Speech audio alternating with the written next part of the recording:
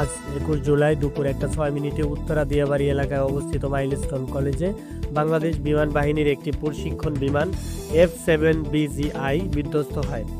এ ঘটনায় এখন পর্যন্ত 16 জন নিহত এবং 100 জনের বেশি মানুষ আহত হয়েছে বলে নিশ্চিত করেছে প্রশাসন। বিমানটি বাংলাদেশ বিমান বাহিনীর একটি নিয়মিত প্রশিক্ষণ ফ্লাইট ছিল।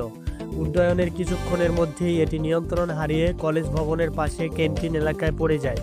সঙ্গে সঙ্গে বিশাল বিস্ফোরণ ঘটে এবং আগুন ধরে যায়। প্রত্যক্ষদর্শীদের ভাষ্যমতে বিকট শব্দে আকাশ থেকে আগুন জ্বলতে থাকা বিমানটি নেমে আসে এবং শিক্ষার্থী ও শিক্ষকরা আতঙ্কে ছুটোছুটি করতে থাকেন।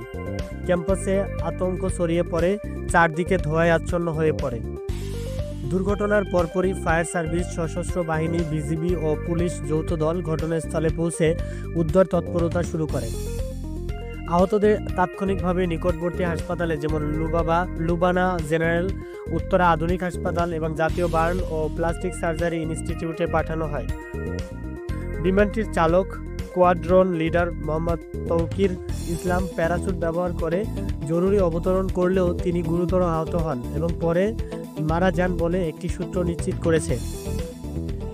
এ ঘটনায় প্রধান উপদেষ্টা মোহাম্মদ ইউনূস ছাত্র, শিক্ষক ও বিমান বাহিনীর প্রতি গভীর শোক প্রকাশ করেছেন এবং পূর্ণাঙ্গ তদন্তের আশ্বাস দিয়েছেন।